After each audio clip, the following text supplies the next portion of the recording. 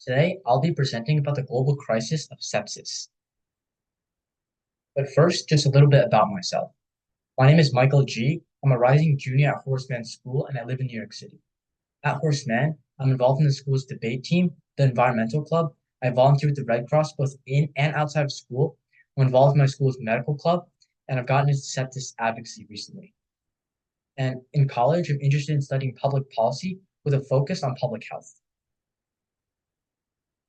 So first, for a quick outline of today's presentation, first, I'll be getting into the background of sepsis. Then I'll talk about the national and global challenges. Then I'll get into the barriers of treatment. And finally, I'll wrap it up with a conclusion and propose some solutions. So first, what is sepsis? Well, there are three stages of sepsis. Now, sepsis is defined as when your body's immune system responds improperly to infection. Now, normally when germs enter your body, your immune system will just fight them off. But for reasons we don't fully understand yet, during sepsis, your body overreacts and begins attacking itself. Now, if this gets bad enough, it can develop into severe sepsis. And this is when the infection begins causing organs to malfunction. Now, if this gets even worse, the final stage is septic shock. And this is when inflammation leads to extremely low blood pressure and widespread organ failure throughout your body. Now, on an individual level, the impact of sepsis are symptoms such as very low blood pressure, fast heart rate, shivering, and other symptoms. And only half of these patients will actually fully recover, while post-sepsis syndrome can still impact patients with sepsis for years afterward with physical or psychological harms. On a national scale, 1.7 million adults every year develop sepsis. Now, my dad last year was actually one of those adults, and he got sepsis, and I saw firsthand how the experience and the symptoms really impacted him and harmed him as a person. But luckily, he survived. But over 270,000 adults didn't, which is why sepsis is the leading cause of death in hospitals. There are a couple reasons for this. First, it's hard to diagnose sepsis, which increases the chance of death because treatment is often delayed. But also, there's a high risk of infection in a hospital setting. 49% of people with sepsis in a hospital actually got it at the hospital. These reasons, among others, are why sepsis costs the US an estimated $62 billion annually. On a global scale, though, it's even worse. 50 million people were affected, almost 50 million people were affected by sepsis in 2020, and 11 million people died. Half these cases were in children. This is why sepsis is one of the leading killers in the world, accounting for 1 in every 5 global deaths. In high-income countries, the cost per patient per hospital was $32,000. But sepsis is very preventable and treatable with antibiotics. So why is it so hard to treat? Why are people still dying? Well, there are a couple of reasons. First is that there's insufficient awareness and resources. Over a third of Americans are unaware of the term sepsis, and under 20% can actually identify all the symptoms that should lead someone to seek medical care. 45% of US hospitals don't have a dedicated sepsis protocol or a sepsis team, which greatly reduces the risk of death. And around the world, just a third of Italian adults and just 7% of French adults are aware of the term sepsis at all. But there's also widespread inequalities in knowledge and treatment. As you can see on the graph on the right, less than half of people who identify as Black are aware of the term sepsis, while people who identify as other minorities, such as Hispanic, are much less likely to be aware of sepsis than people who identify as white. This doesn't just happen through awareness, this also happens through treatment. Non-white individuals are much more likely to face longer wait times and lower priority status during treatment. But these problems don't just happen across racial barriers, they also happen up and down the socioeconomic ladder.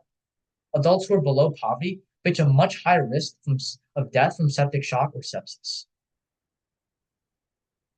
Now, these inequalities aren't just confined to the US, but they also happen around the world. As you can see in the map on this slide, you see that a lot of developing countries, countries in Africa and India, have a much higher rate of sepsis. Now, this isn't a coincidence because these countries often lack advances in sepsis management and also lack national action plans, which coordinates efforts to treat sepsis. These reasons are why 85% of deaths from sepsis happen in vulnerable communities like these countries. Now, as I talked about on the last slide, there's a massive lack of nations with national action plans. Nations such as Switzerland and the UK are currently developing plans, but most nations, including the US, don't have any sort of plan at all.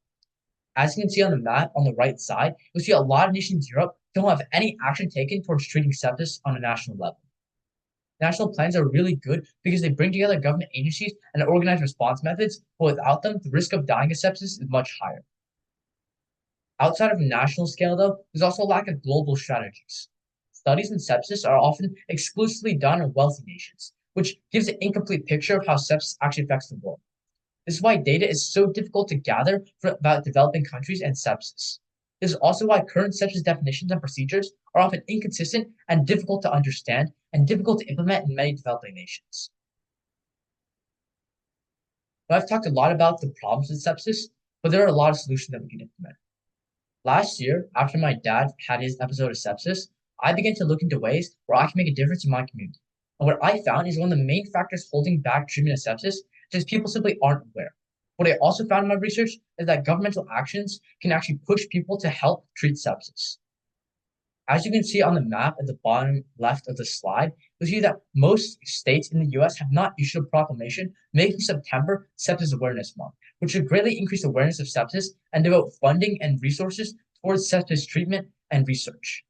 Now, my state, New York State, is among the states that has not issued a proclamation, which is why recently I've reached out to the governor and other state officials to see if they can make New York issue a proclamation that would raise awareness and help treat sepsis within New York. But outside of what I've done, there are multiple other solutions that can be implemented. First and foremost is raising awareness. This means informing vulnerable populations, such as those in developing countries, about the risks of sepsis.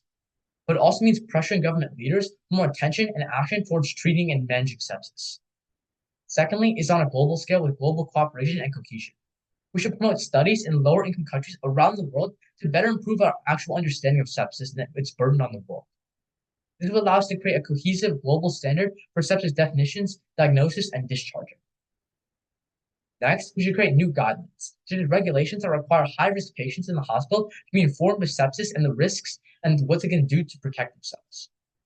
We should also design procedures so that healthcare spaces can limit the spread of sepsis to prevent patients who are coming in from getting the condition. Finally, we should look to innovation to help those who currently have sepsis. We should invest in new technology for early sepsis detection, such as AI detectors, while also developing and distributing more accurate tests to detect sepsis earlier and help treat it earlier. Now, these are my references and sources. And I'd like to thank the Leaders Conference for allowing me to speak about this issue. Thank you for listening, and here's my email if you have any questions.